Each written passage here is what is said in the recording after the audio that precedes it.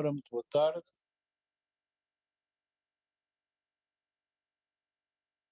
Costumo um bocado entrar no Zoom hoje, não sei bem porquê.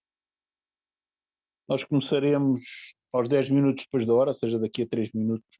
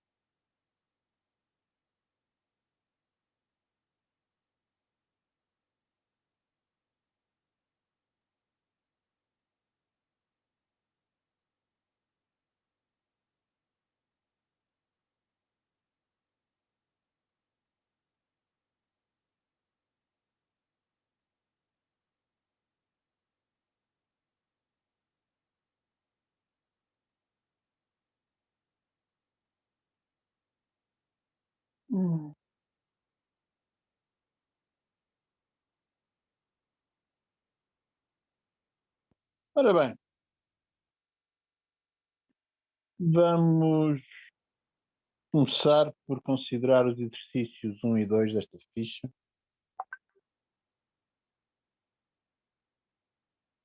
Tem a ver com, em ambos os casos, com esferas. Esfera está definido, como eu fiz hoje na aula teórica, como um conjunto de pontos que está a uma distância constante de um outro ponto. Ok? Portanto, os conjuntos dessas formas são designados por esferas. No primeiro, pede-se a esfera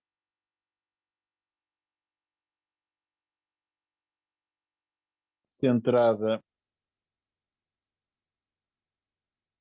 em 1, 2 menos 1 e raio 3. Ora bem, a distância de um ponto genérico, digamos, x, y, z, portanto, a distância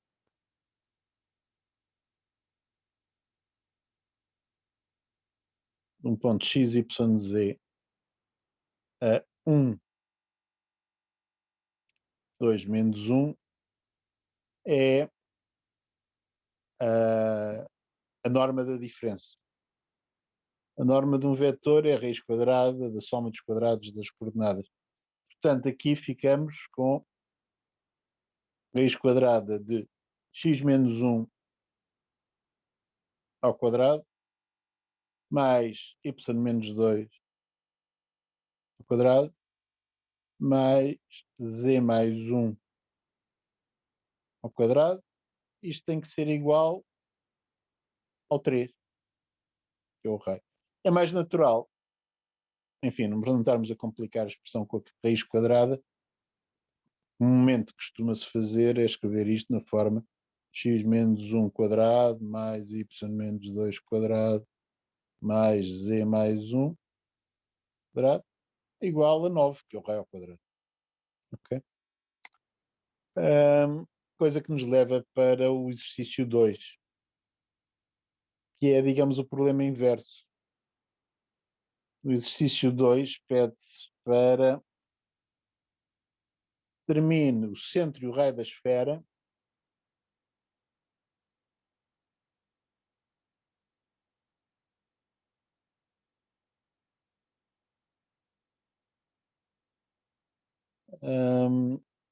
definida por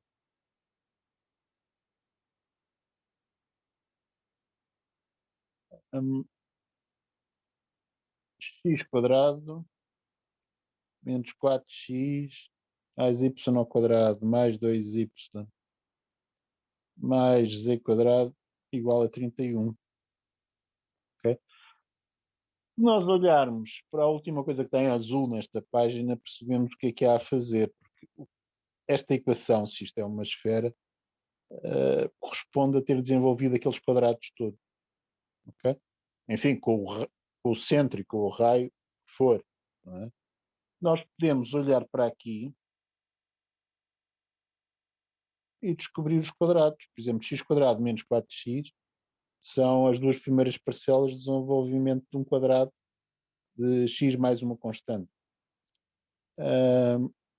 Quais são? Bom, há de ser, se eu tenho aqui x quadrado menos 4x, menos 4 é o dobro de menos 2, okay? De maneira que isto há de ser x menos 2 ao quadrado. Só que o x menos 2 ao quadrado tem uma parcela a mais, que é um 4.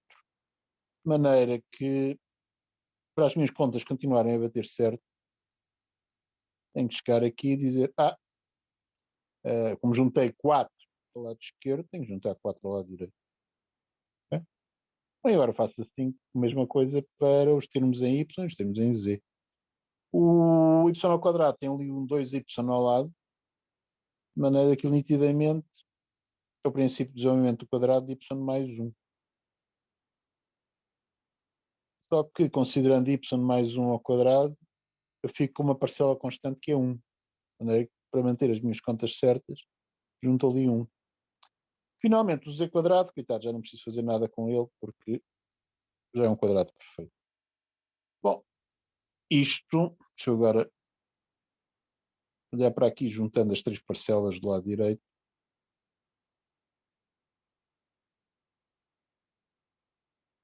Aquilo é 31 mais 4 mais 1 é 36. Não é? De maneira que, olhando para aqui, olhando para as contas que fizemos na primeira, no exercício 1, nitidamente isto é a equação da esfera de raio 6, que é 2 quadrado de 36, centrada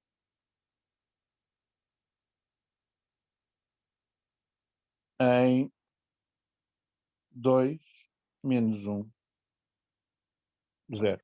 Está feito. Okay? Portanto, não há muito a dizer sobre estes dois exercícios. Aquele segundo é para chamar-vos a atenção deste truque que vocês já devem ter encontrado no passado de completar um quadrado perfeito para descobrir algo deste género. Okay? Bom, dúvidas sobre estes dois?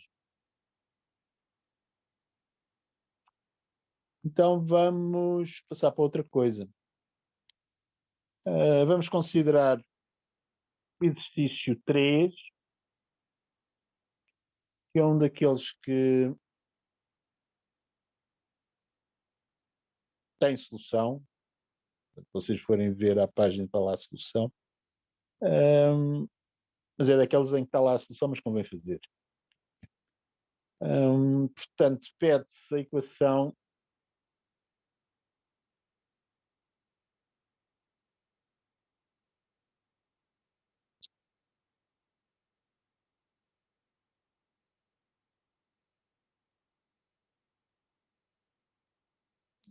superfície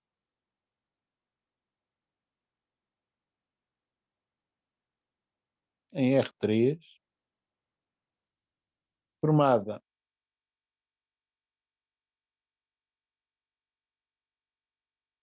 por todos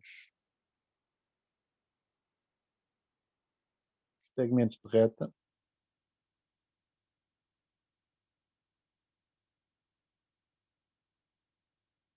unindo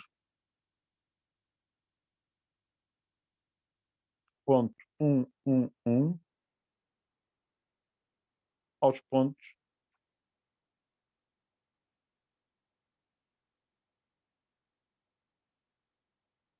da circunferência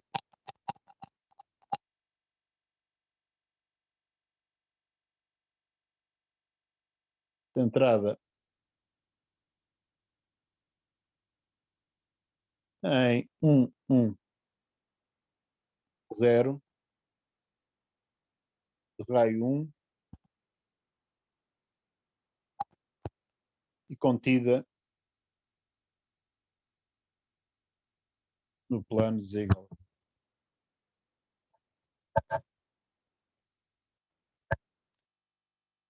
Primeira coisa, antes de mais nada, é de começar a pensar.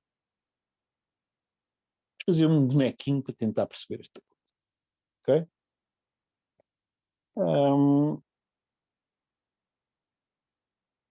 Portanto, vou fazer aqui um sistema de eixos. O meu desenho vai ser horrível, mas não me importa.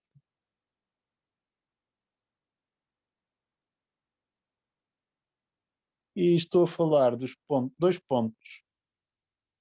Ponto 1, 0.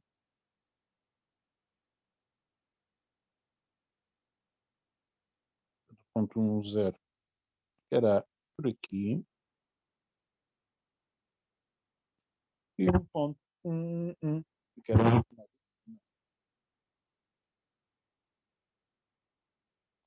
e falo também que tenho uma circunferência centrada em 1, 1, 0 de raio 1 e que está contida no plano z igual a 0. O plano z igual a 0 é o plano definido pelo eixo do x e dos y. Portanto, essa circunferência também é fácil de identificar aqui. Há algo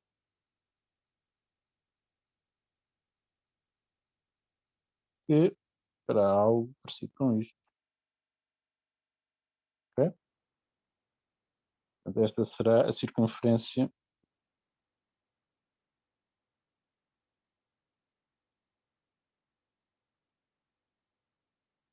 de raio 1 centrada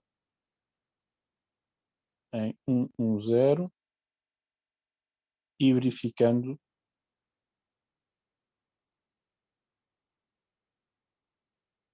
se é igual a 0. Reparem que eu filo a passar por aquele ponto, porque o raio é 1, certo? E aqueles são os pontos.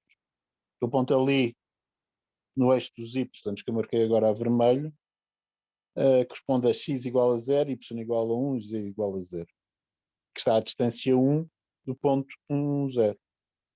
O outro ponto que eu marquei a vermelho agora está no eixo do x e tem características similares. Aquela circunferência tem que passar por ali. Okay? Portanto, no exercício pedem-me a equação de uma superfície formada por todos os segmentos de reta que unindo o ponto 1, 1, que é este ponto cá em cima, aos pontos da circunferência.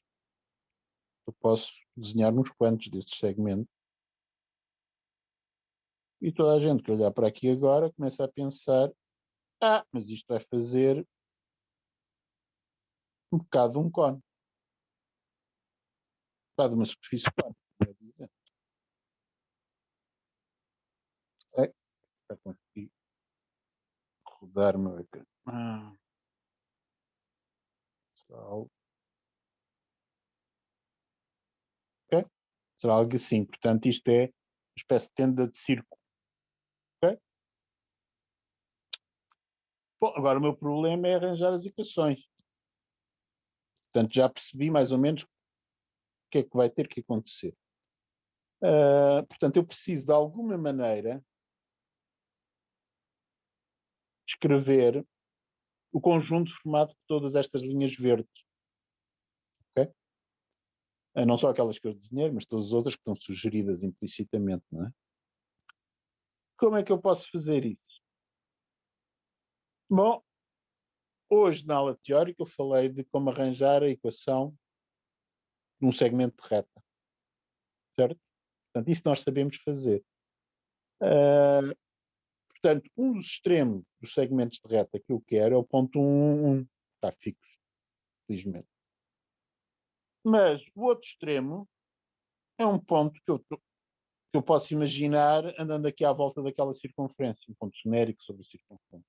Portanto, eu preciso saber que pontos são estes verdes sobre a circunferência. Ok? É que eu preciso de uma descrição daquela circunferência. Aquela circunferência, uma coisa é certa. O Z correspondente, a terceira coordenada é 0.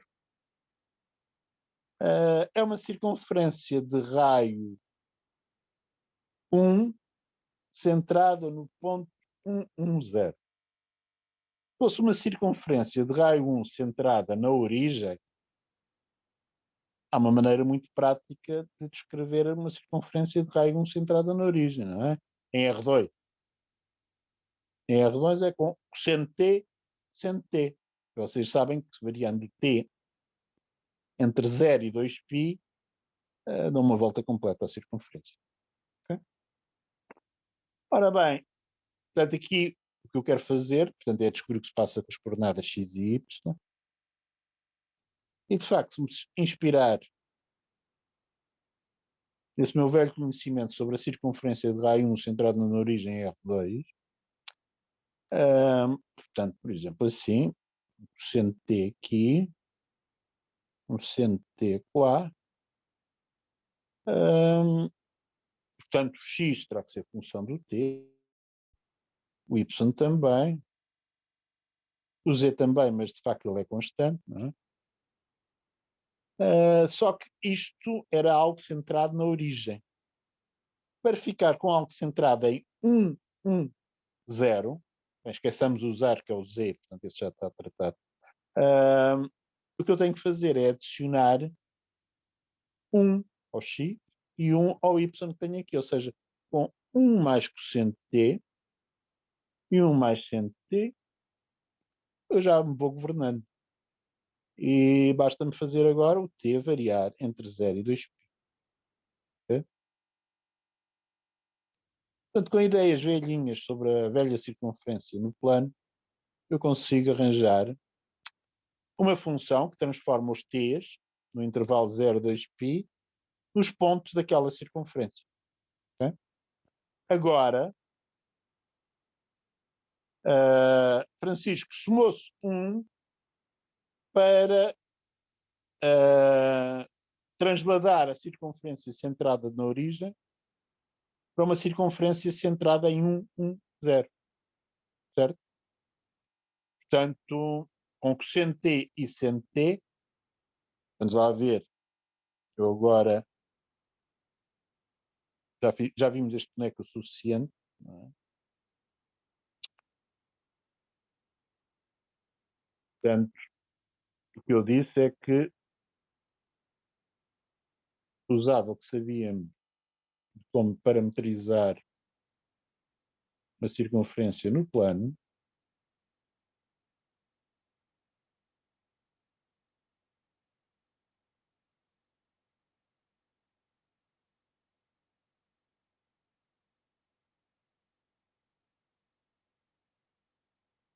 Okay?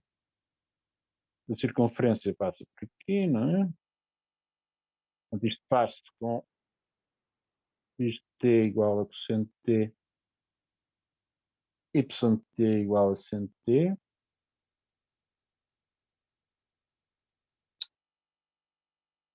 Claro está, isto não é o único. Vocês podem trocar o cosseno com o seno, também percorrem a circunferência, de uma maneira diferente, mas também percorrem a circunferência toda. Ou podem, sei lá, com cosseno de 2t e seno de 2t também servia, desde que o t variasse entre 0 e π, por exemplo, para dar uma volta. Bom, portanto, há mais do que uma solução, mas esta serve. Okay? Portanto, se eu quero que esta circunferência passe a ficar centrada em x igual a 1, y igual a 1, portanto, fique centrada além,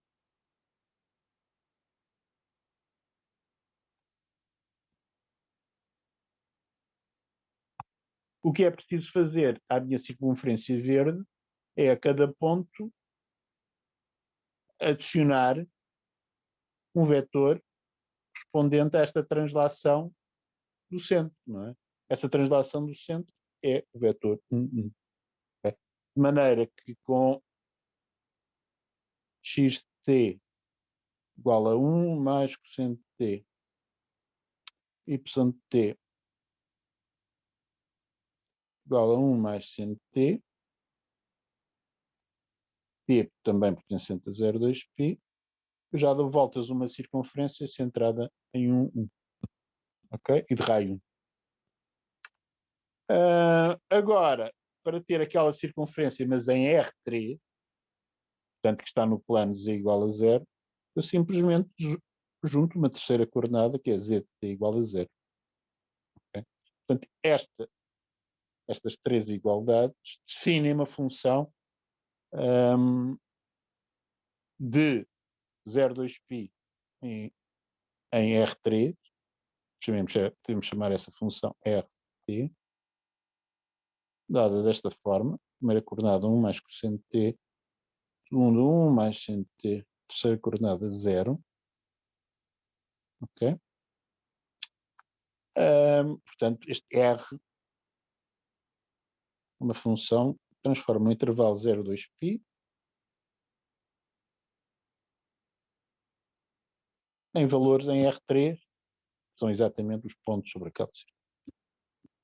Este R chama-se uma representação paramétrica. Okay? Eu tenho um parâmetro que é o t. Bom,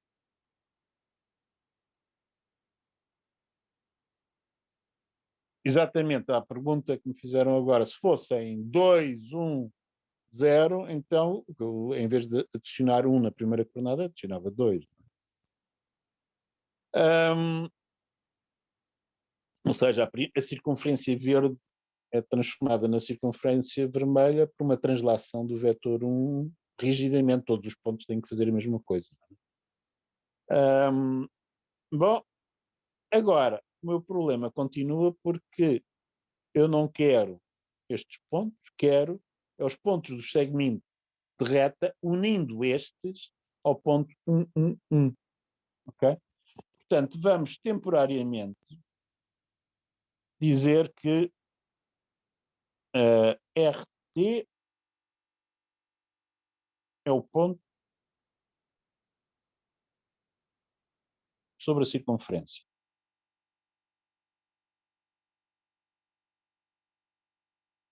Okay?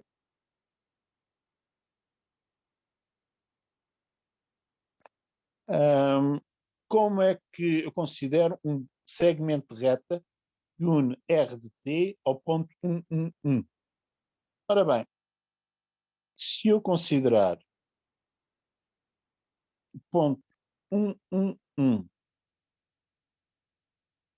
e somar-lhe a diferença entre R de T e 1, 1, 1, multiplicada por um escalar, agora convém não lhe chamar T para não haver grandes confusões, vou chamar-lhe lambda, Okay? Isto é a maneira como eu arranjava a parametrização de um segmento de reto hoje de manhã, não é? Portanto, este lambda, se eu fizer variar entre 0 e 1, o que é que eu obtenho? Para lambda igual a 0, obtenho o ponto 1, que é lá o topo da minha tenda de círculo. Com lambda igual a 1, os uns cancelam-se e chego ao ponto RT. E posso fazer isto para todos os RTs. Okay? De maneira que, qual é a minha conclusão? A minha conclusão, agora apagando um bocado, tenho para aqui,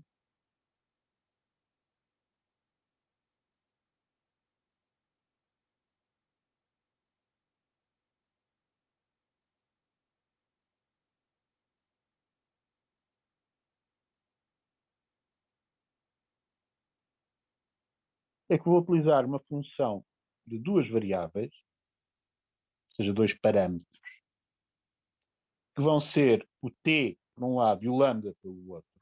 Vamos chamar-lhe essa função alfa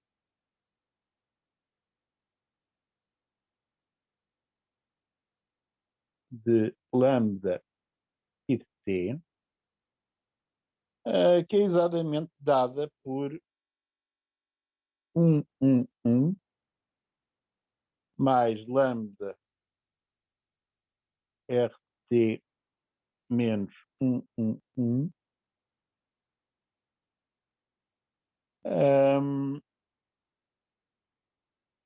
com os lambdas T, o lambda a variar no intervalo 0,1 e os T variar no intervalo 0, 2π. Okay? O contradomínio desta função alfa dá-me, de facto, todos os pontos na lona da tenda do círculo, não é? Portanto, eu se quisesse utilizar teoria de conjuntos para escrever o meu conjunto, dizia que era o conjunto de todos os alfas de lambda e t, com o alfa definido daquela maneira, tais que lambda t pertence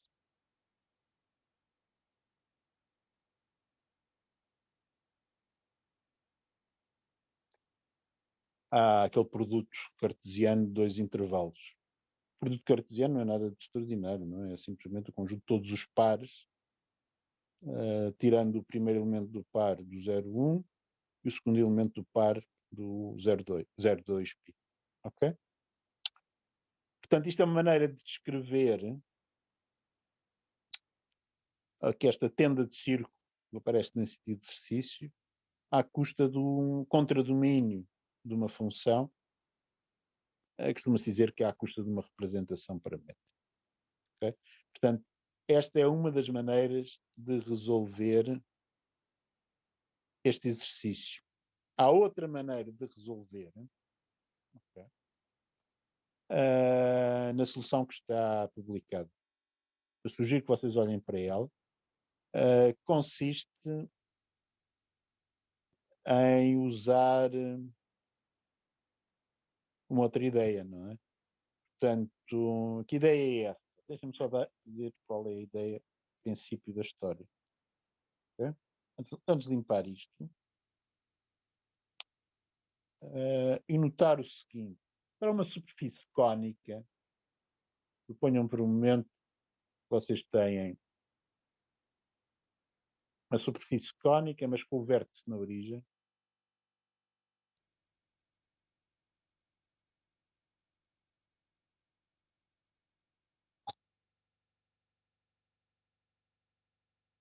Okay? Suponham por um momento que e aqui é esta superfície cónica que eu estou a sugerir aqui poderia ser dada por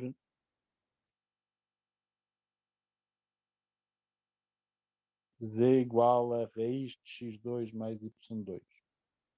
Ok? Porquê? O que é este raiz de x2 mais y2 geometricamente? Este raiz de 2, raiz de x2 mais y2, isto dá-vos a distância de um ponto x, y, z ao eixo dos z's, certo? Se vocês estiverem aqui, o comprimento deste segmento, que é a distância ao eixo dos z's, os z's são para cima, x para ali e os y para ali como costume. O comprimento daquele segmento é exatamente o raiz de x2 mais y2. No caso de uma superfície de um cone que eu queira fazer com vértice em 0, 0, 0, isto é o exercício 3.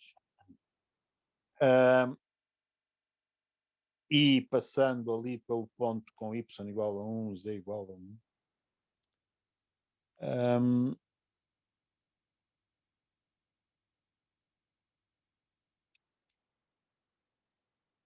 os experimentos precisam desta equação. Reparem que eu até podia fazer o seguinte, que é um truque muito útil para todo o cálculo 2. Portanto, isto que eu vou fazer agora não é só para resolver este exercício. É algo que vai ser útil sempre que tivermos algo que obtemos por rotação em torno de um eixo. Okay? Eu vou fazer aqui dois eixos. Um que vai ser um eixo dos Z's e o outro vai ser um eixo de R's, em que o R... Eixo não, semi-eixo. O R é sempre maior ou igual a zero, porque é uma raiz quadrada. Não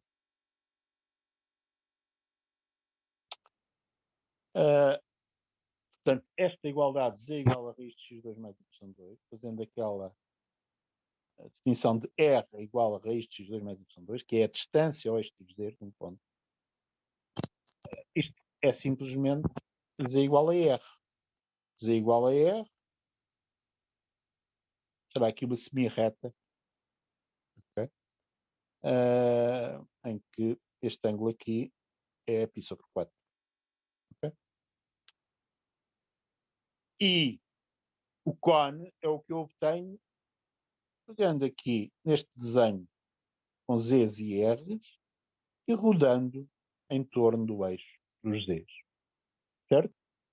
Ou seja, para estudar a superfície de revolução em torno de um eixo coordenado, muitas vezes o que nós fazemos é tirar fora uma dimensão,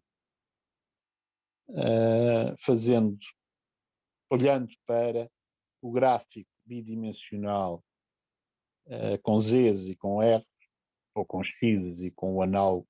Enfim, ou seja, o papel do Z pode ser de X ou de Y, conforme a situação. Mas aqui o que me dá jeito. E depois imaginando que isto roda. Ok? Isto assim é muito menos complicado para as nossas cabeças, estamos a lidar com uma semi-reta do que com a superfície de um cone. Ok? Depois temos é que mentalmente pensar, isto tudo vai rodar em torno do eixo dos Z.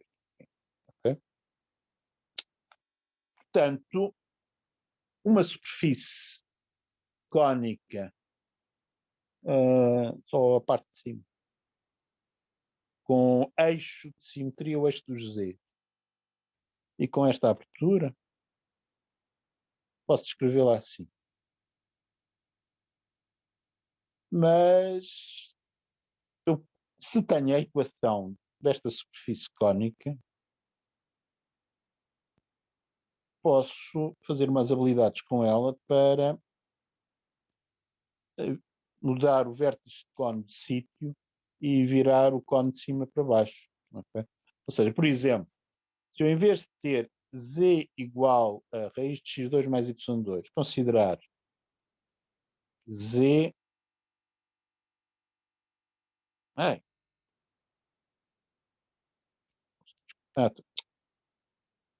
z igual a 1 mais raiz de x2 mais y2. O que eu acabo de fazer é simplesmente adicionar 1 na direção dos eixos dos z's, ou seja, esta equação azul responde a um cone, certo? Em que o vértice passa a estar para x igual a 0, y igual a 0 e z igual a 1. Bom, então também não é muito difícil de perceber que eu posso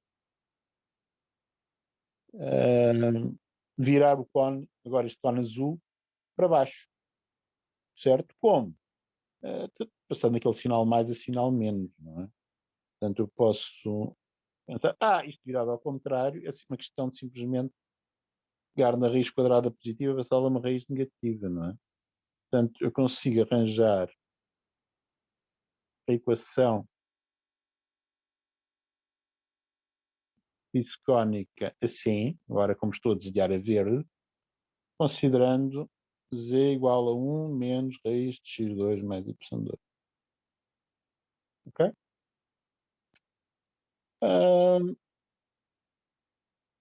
Bom, Professor, isto é a superfície do exercício 3. Ok? Diga lá. só uma dúvida. O Z que está desenhado a preto, ele Sim. também está definido para valores negativos ou não? Não, porque a raiz quadrada é sempre positiva, não é? Isso é uma confusão clássica, não é? Que é esta. Se eu escrevo z quadrado é igual a x2 mais y2, você tem aqui z's positivos e negativos. Tem as duas folhas de cone para z positivo e para z negativo. No entanto, se escreve z igual a raiz de x2 mais y2, a raiz quadrada, por definição, dá-lhe um número positivo. Ok? Ok, ok, ok. Portanto, é isso. Não é? De maneira que, vocês reparem, a equação a verde dá-me todos os pontos que eu queria no problema anterior, só que, tal e qual como está, isto continuava para baixo, não é? Continuava para cá para baixo. Já fiz mal. Felizmente posso recuperar. Continuaria para baixo se eu não disser alguma coisa sobre onde estão o x e o y. Okay? Mas, se eu disser é z igual àquilo, mas o x2 mais y2 tem que ser menor ou igual a 1. Se vocês acrescentarem esta condição, os pontos com que ficam são exatamente os pontos que nós queremos. Eu acabei por fazer tudo, ou quase. Está bem? Esta maneira de descrever uma superfície, ou seja, que eu escrevo uma equação em que digo os pontos que me interessam são as raízes desta equação. Ok?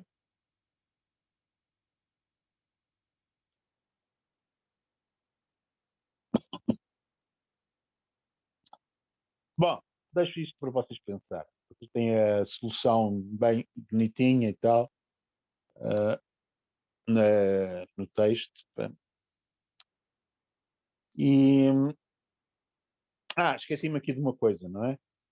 Isto não é a solução completa porque eu queria o ponto 1, 1, 0. Portanto, ainda teria que fazer uma outra coisa para acabar, que era transladar no plano XY.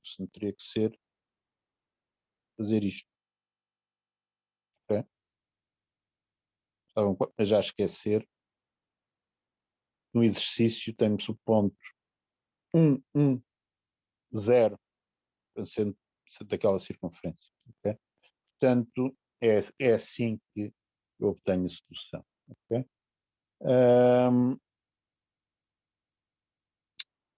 Portanto, e aquela desigualdade que eu pus a seguir também tem que ser corrigida para x menos 1 ao quadrado mais y menos 1 ao quadrado menor ou igual a 1.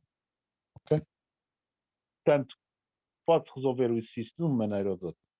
Vocês verão, quando chegarmos a estudar superfícies, integrais de superfície, que usaremos tanto uma maneira de descrever superfícies como a outra. Vocês às vezes pensam, eu vou sempre usar representações paramétricas, sempre representações implícitas. Esta aqui chama-se representação implícita. Em vídeo também é explícita, portanto, veremos isso. Há 3 tipos de representações de superfície. Chamam-se paramétricas, explícitas e implícitas. Há quem ache, só vou saber esta porque chega. Mas não, vamos ter que saber todas, porque às vezes é conveniente usar umas, outras vezes é conveniente usar outras. Okay? Embora tenha maneiras equivalentes de resolver os problemas que iremos ter. Bom,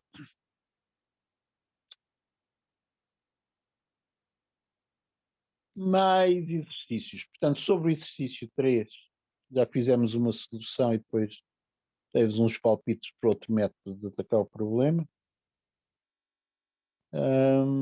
Passemos a outra coisa. Portanto, antes de passar ao exercício 5, mas eu só vou fazer algumas observações. Okay?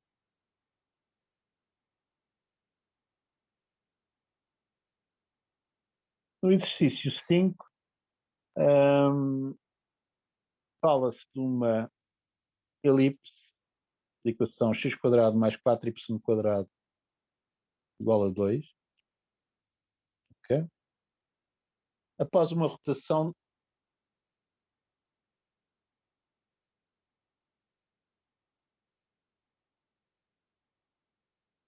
de π/3 no sentido direto,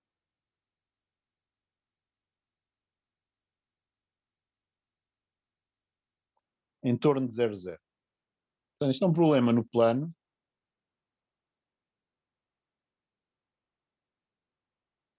E há aqui 2 questões que se podem assustar. Uma é a elipse, não é? Uma elipse que é uma coisa assim menos comum, digamos que uma circunferência, mas reparem que se vocês tivessem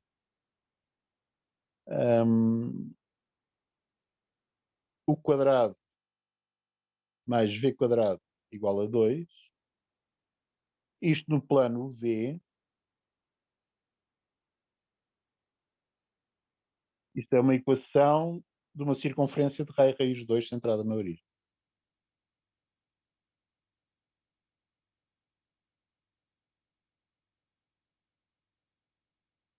Okay? Portanto, não há dúvidas nenhumas sobre isto. Não é? Agora, x2 mais 4y2 igual a 2, eu obtenho desta equação, enfim, trocando o u com x e trocando o v com 2y. Okay? Ou seja, o eixo das abscissas fica na mesma, os eixos das ordenadas há um rescalamento, um fator 2. Ok?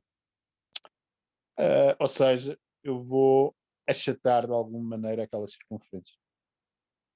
Portanto, o que vai acontecer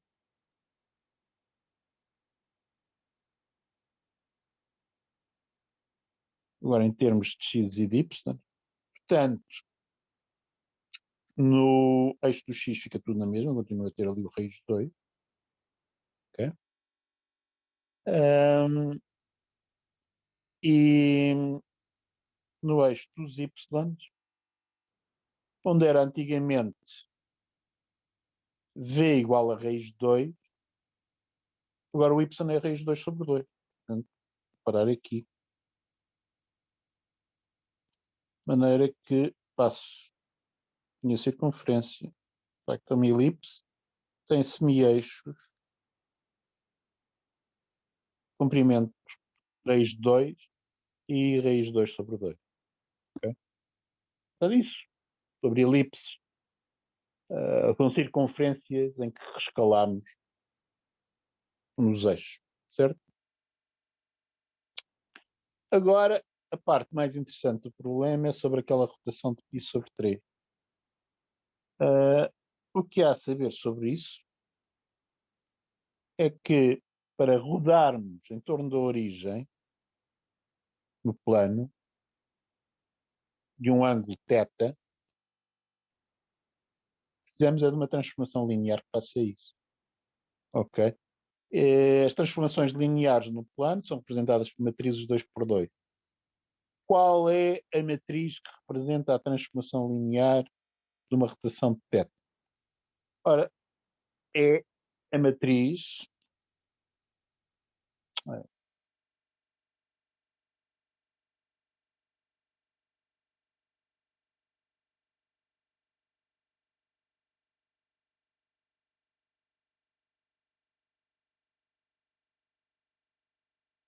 Com esta estrutura.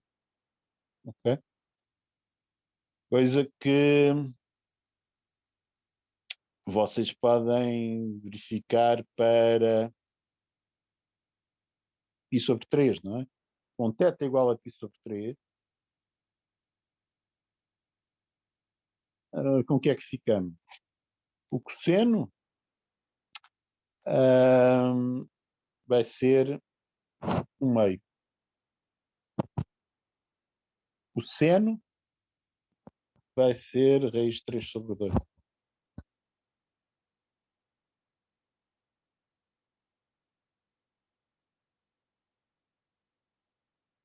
Okay? Portanto, se eu pegar num vetor xy, que representa, como é costume, a matriz coluna, vou obter um vetor rodado que obtenho ponto xy irá parar a um outro ponto que eu posso chamar o V, okay? De acordo com o produto matricial que está ali. Certo? Já agora vamos ver o que é que se passa aqui para percebermos o que é que acontece em termos de sentido da rotação, não é? Portanto, se eu tiver o ponto 1, 0, ponto 1, 0, vai ser transformado no ponto 1 meio, raiz 3 sobre 2, certo? Ou seja, vai para lá acima.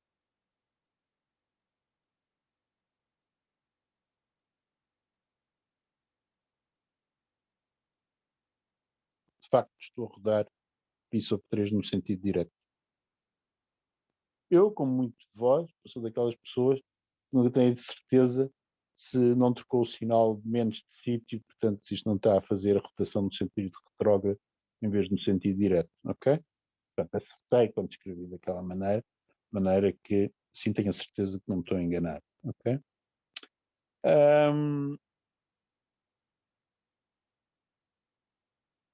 Pois bem, agora vocês precisam é dizer um ponto XY que esteja sobre aquela elipse vai ter que ser transformado de acordo com a aplicação linear definida por aquela matriz. Okay? Bom, portanto, se chamarmos a isto T de XY, okay? Uma aplicação T é a aplicação linear que corresponde à rotação de π sobre 3 no sentido direto. E que, portanto, que é representada por aquela matriz. O meu conjunto será formado por todos os T's de XY, tais que os XY verificam a equação original da elipse.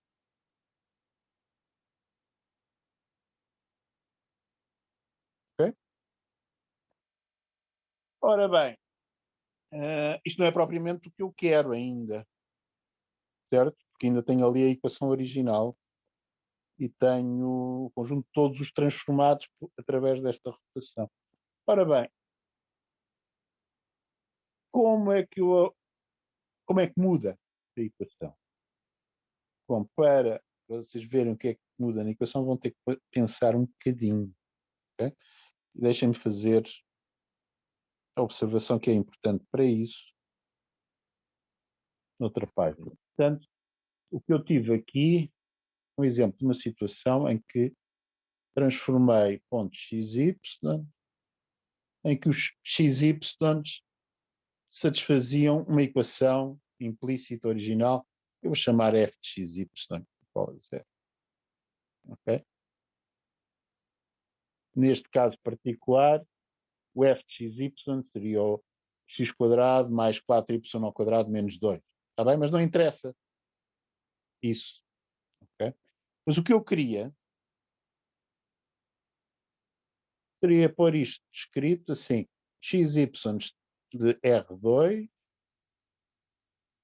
tais que se verifica g de xy igual a 0,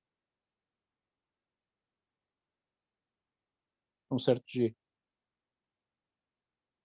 Certo?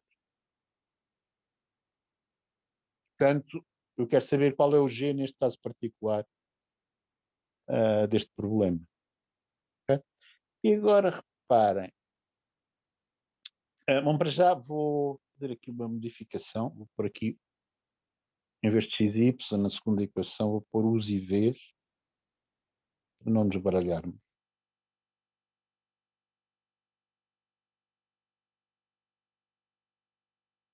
Portanto, eu quero saber o que é aquele g de uv. Okay? Ora bem, portanto, o que eu tenho é que os uv's são iguais aos t's de xy. Certo? Portanto, se isto é assim, então o g de, como o v é t de xy, g de t de xy, vai que fizer, certo? É o que eu obtenho substituindo o v por t de xy. Ok? Donde, mas em termos das variáveis x e y originais, isto era o f de xy igual a 0. Portanto, o g composto com o t tem que ser igual ao f. Ok? Bom, então como é que tem que ser o g? Está explicitado. Bom, t é uma aplicação linear que é invertível, não é? Portanto, o g terá que ser igual ao f composto com o t menos 1. Uma transformação inversa do t. Ok? Portanto, se vocês pensarem um bocadinho naquele problema, vão descobrir isto no caso particular da rotação de π sobre 3. Okay?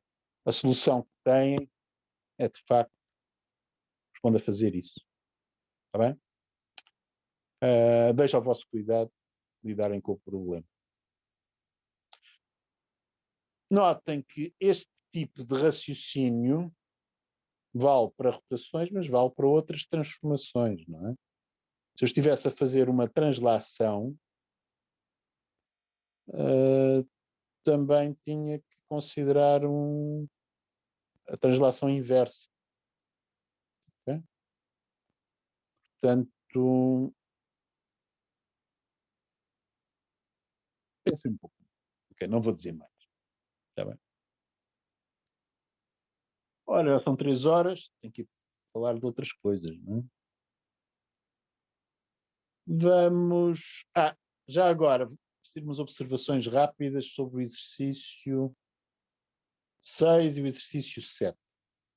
Para já, o exercício 7 é uma generalização do exercício 6. Se vocês perceberem como se faz o exercício 6, percebem o 7.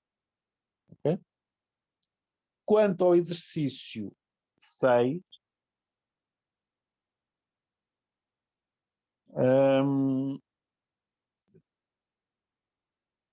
corresponde a determinar a distância de um plano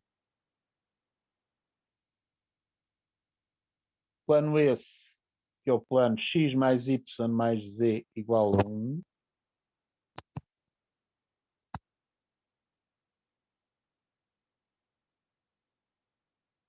reparem que esse plano, eu sugeri-lo aqui, via a sua interseção com os planos coordenados. Portanto, esse plano vai conter os pontos 100, 010 e 001. Okay?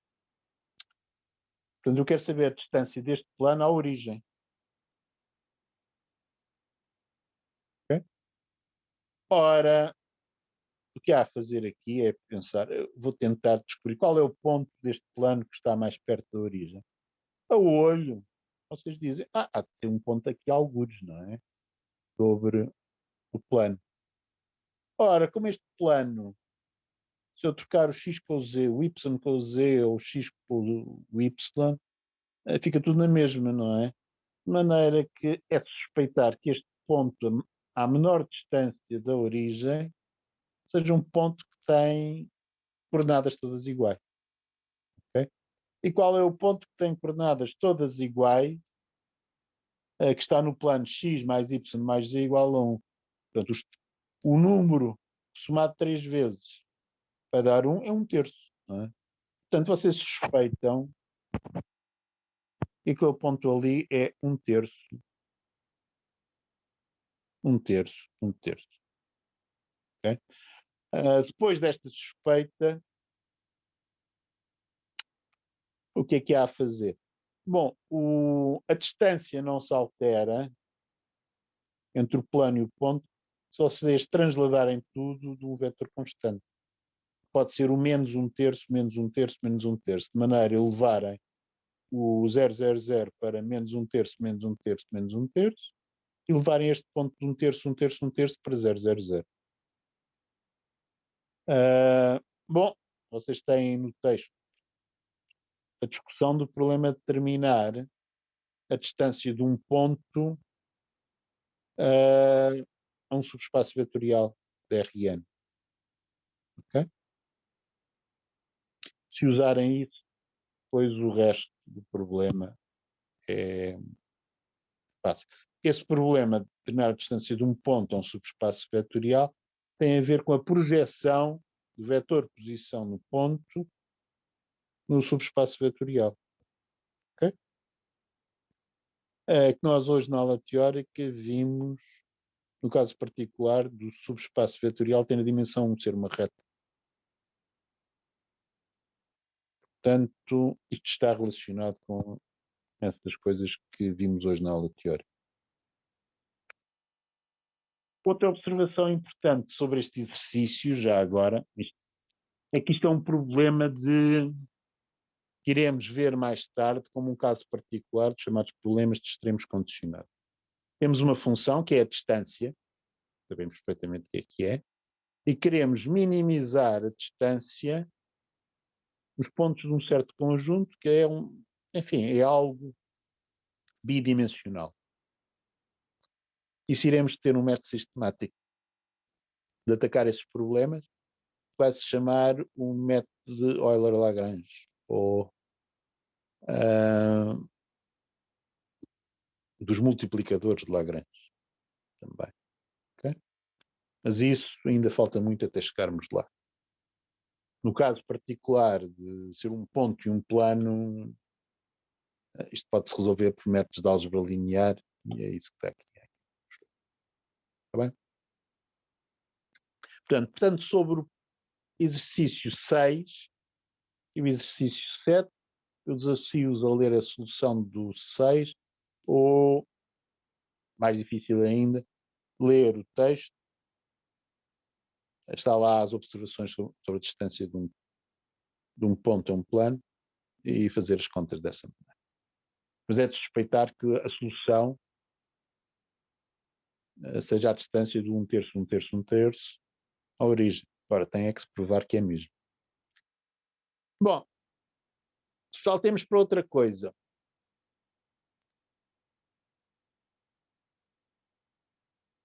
Exercício 8.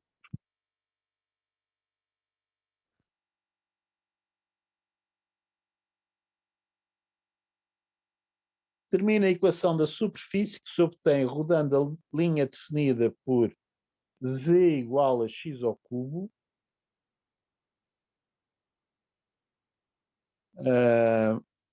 e y igual a 0, okay, em torno do eixo dos z. Okay? Portanto, O que eu quero fazer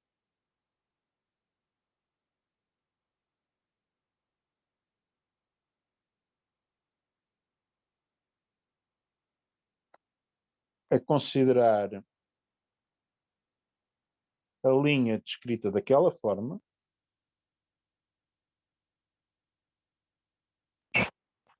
aqui é uma cúbica, não é? Portanto, se eu, por um momento, usar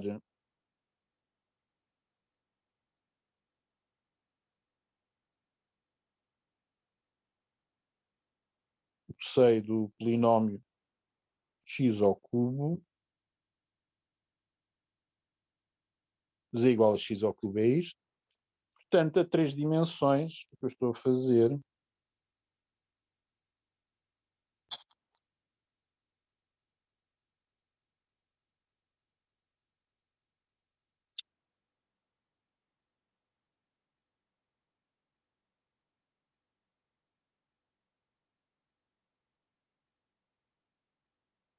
considerar esta linha.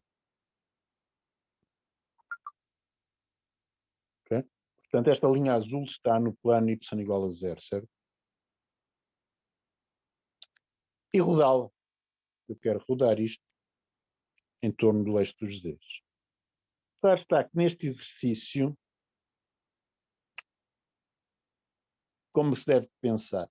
Bom, basicamente, usando aquela observação que eu tinha feito há bocado sobre considerar a distância ao eixo dos z's, aquele r igual a raiz de x2 mais y2, certo?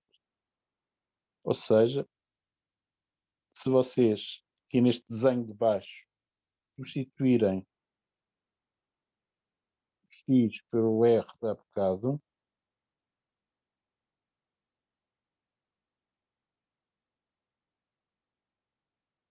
okay? Portanto,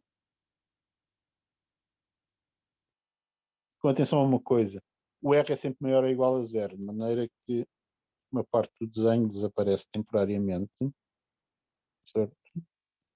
Portanto, vamos considerar, já discutimos o que fazer para lidar com o outro pedaço da cúbica, mas seremos por este lado aqui com z igual a r ao cubo, ok?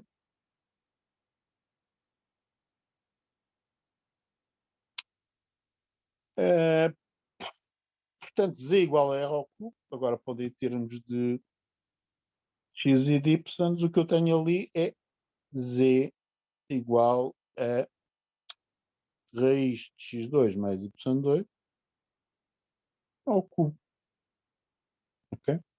Ou, se preferirem, x2 mais y2 levantado a 3 meios. Okay? Bom, só que isto é a raiz quadrada de x2 mais y2 ao cubo. É um número positivo sempre. Portanto, isto de facto só apanhei o que eu obtenho rodando a parte de cima da cúbica. Preciso dizer, não chega. Preciso também cá da parte de baixo, não é? Portanto, coisa que posso fazer, portanto, dizendo preciso deste x2 mais y2 juntado a 3 meios, mas também preciso do seu simétrico, ok? Portanto, o conjunto será definido por, posso fazer da seguinte maneira,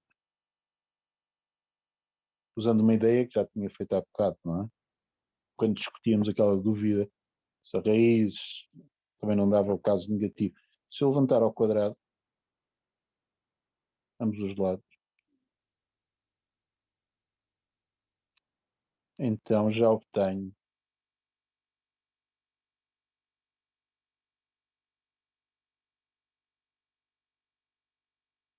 todos os pontos que eu quero. Portanto, deixa-me escrever isto de maneira um bocadinho melhor.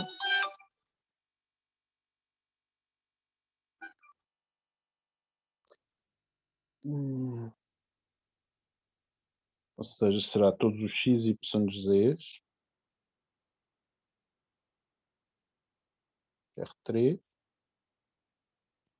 tais que z quadrado menos x2 mais y2 ao cubo igual a zero.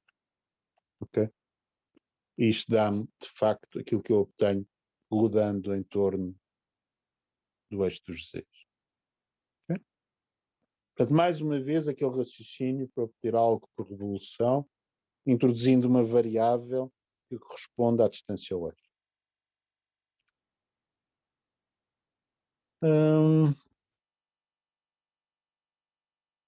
Dúvidas sobre este?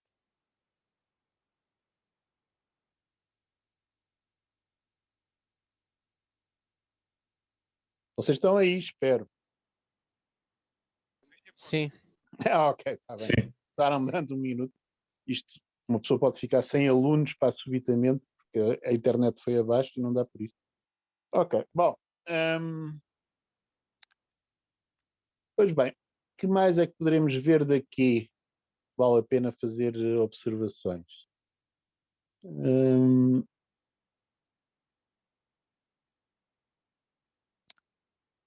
Um exercício 9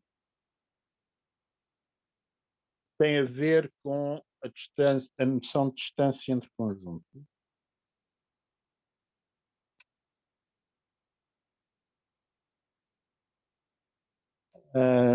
Diga, decida se existem ou não subconjuntos disjuntos e não vazios de Rn a distância zero e cujas restrições a uma qualquer bola estejam uma distância positiva entre si.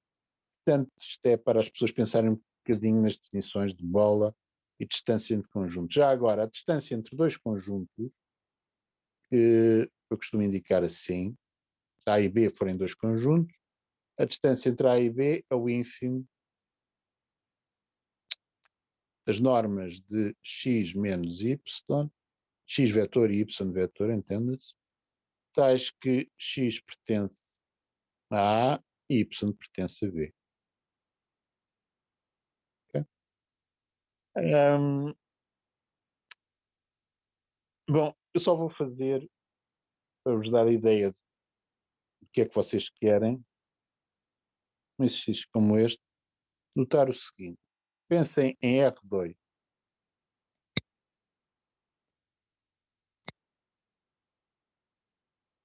E pensem em dois conjuntos, um que eu vou marcar aqui a vermelho, pode ser aqui um ramo de hipérbole, sei lá, o y igual a x, a 1 sobre x.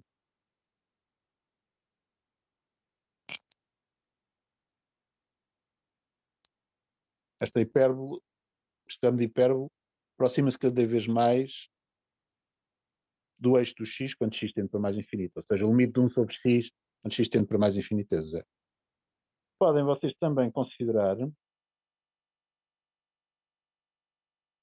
um outro conjunto de pontos A azul correspondente ao ramo de hipérbole de y igual a menos 1 sobre x.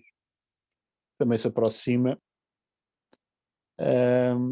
do eixo dos x, quando x tende para mais infinito. Se restringirem, se olharem para isto só dentro de uma bola, portanto consideremos aqui uma bola centrada na origem,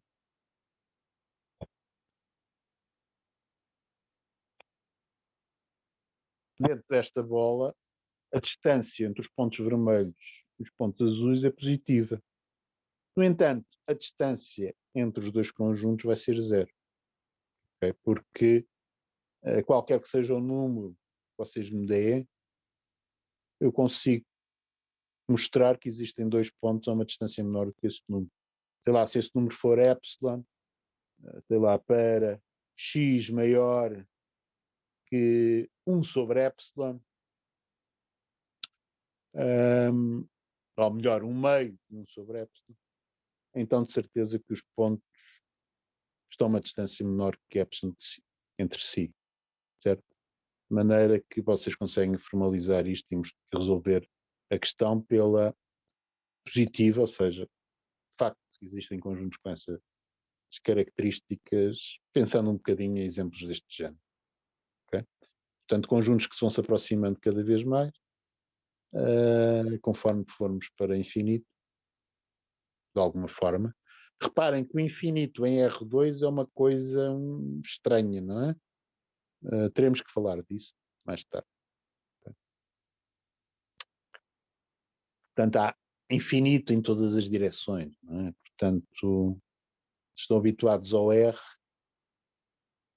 há o mais infinito para um lado e o menos infinito para o outro, mas em R2 há infinito para todos os lados, de alguma forma. Estou a falar mal, não estou a falar matematicamente, mas de maneira que tenta ser sugestiva.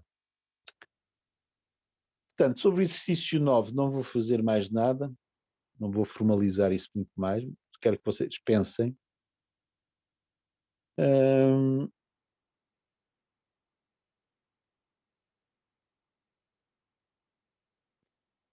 Depois há um exercício aqui sobre um paraboloide, obtém por rotação em torno de 0,00, desculpa, de um paraboloide, obtém por rotação em torno de 0,0 do paraboloide z igual a x2 mais y2, de maneira ao seu eixo de simetria ter a direção do vetor 1, 1. Este exercício 10, vocês têm que ir ver ao texto, se não se lembrarem da aula teórica 2, como obter uma equação de um paraboloide que tem como eixo de simetria um eixo qualquer. Okay? Portanto, foi isso que eu gastei a maior parte do meu tempo hoje na aula teórica, falar de como obter equações de regiões com simetria em torno de um eixo, qualquer que seja o eixo. Okay? Portanto, se vocês forem ver isso ao texto, rapidamente descobrem qual é a solução deste problema. Sobre o exercício 11, enfim, podem fazê-lo, mas não será imediatamente útil. Daqui a algum tempo, estamos a falar de limites, coordenada a coordenada, coisas no género, será útil. Portanto, vocês rapidamente verificam isto. Não é? Simplesmente pegar na definição da norma, de um vetor X, interpretar estas coisas bem, não tem nada de extraordinário. E agora pergunto-vos, exercício 12. Exercício 12 pede-se a matriz que representa uma aplicação linear que transforma uma bola de raio 1 numa bola de raio R, com um certo R positivo. Quem é que me diz qual é essa matriz?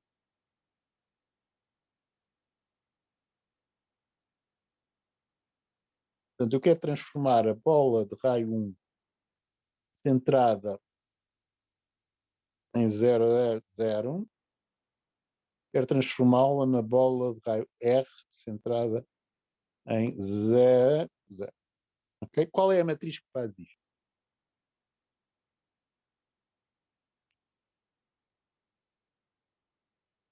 Já isto é uma aplicação linear de Rn em Rn.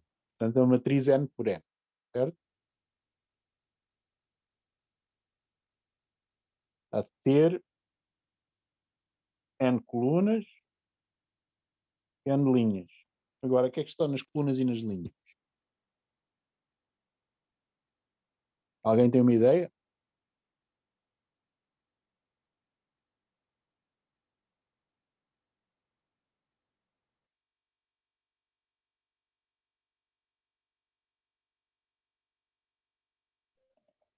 Talvez a identidade. A identidade transforma a bola de raio 1 na bola de raio 1. Isso é certo. Mas a identidade é um bom ponto de partida. Se tiver aqui a matriz com uns, a diagonal principal de zeros cá fora, isto transforma, deixa tudo a mesma, não é? Mas agora vocês conseguem transformar a identidade, quase faz aquilo que vocês querem, à parte do raio da segunda bola, não é? R na diagonal principal, exatamente. Okay? Portanto, se vocês meterem R's na diagonal principal, de facto, esta é a aplicação, a matriz que representa a aplicação linear que transforma a bola de raio na bola de raio R. Ok? Ahm, é importante saber o significado geométrico de algumas transformações lineares ou conhecer transformações lineares que fazem certas coisas. Certo? Por exemplo, qual é a transformação linear que transforma uma circunferência numa elipse com semi-eixo? A circunferência centrada na origem, uma elipse centrada na origem, em que passamos a ter dois semi-eixos com certos comprimentos. Okay? Bom, essa também não é difícil de perceber qual é. Há de ser uma matriz diagonal, em que na diagonal estão dois números distintos, para ficarmos com uma elipse que não seja uma circunferência. Não é? Portanto, convém ter coisas desse género em mente. As rotações e as transformações lineares representadas por matrizes diagonais são simples, mas são importantes para nós fazermos coisas elementares. Porque quando nós queremos arranjar equações que descrevem certos conjuntos, nós não temos uma lista telefónica infinita de coisas. O que nós conhecemos é algumas coisas e muitas vezes sabemos transformá-las noutras de maneiras não muito complicadas. Ok? Portanto, é isso que muitas vezes vocês precisarão de fazer para lidarem com o que vão encontrar em cálculo 2. Bom, acho que vamos ficar por aqui. Um exercício mais complicado, mas também não muito complicado, é o exercício 13. Também pergunta qual é a transformação linear que faz certa coisa, mas vocês vão ver ao fim de algum tempo que também descobrem, e até é bastante simples, mas enfim, nós descobrimos que é simples depois de ter feito, não é antes de ter feito. A priori parece uma coisa muito complicada, mas pensem também nisso. Eu vou ter aulas de dúvidas à quinta-feira, num período de 3 horas, das 2 às 5 da tarde. Ok? Começam amanhã. Apareçam, não pagam mais por isso. Sempre que algum de vocês tenha uma dúvida de qualquer coisa, também pode experimentar mandar-me um e-mail. Se descobrem um e-mail com facilidade, não descobriram já, e perguntar-me. Das duas, ou é uma coisa que responde-se em 3 linhas, ou é uma coisa muito complicada de responder, mas se for muito complicada de responder, eu digo vá ao meu horário de dúvidas para conversarmos sobre isso. Está bem? Mas pode ser que eu tenha uma resposta de 3 linhas, não é? Pode ser, leia o texto, não sei onde, aquele parágrafo e tal, aí está lá a resposta ao que eu sei que é.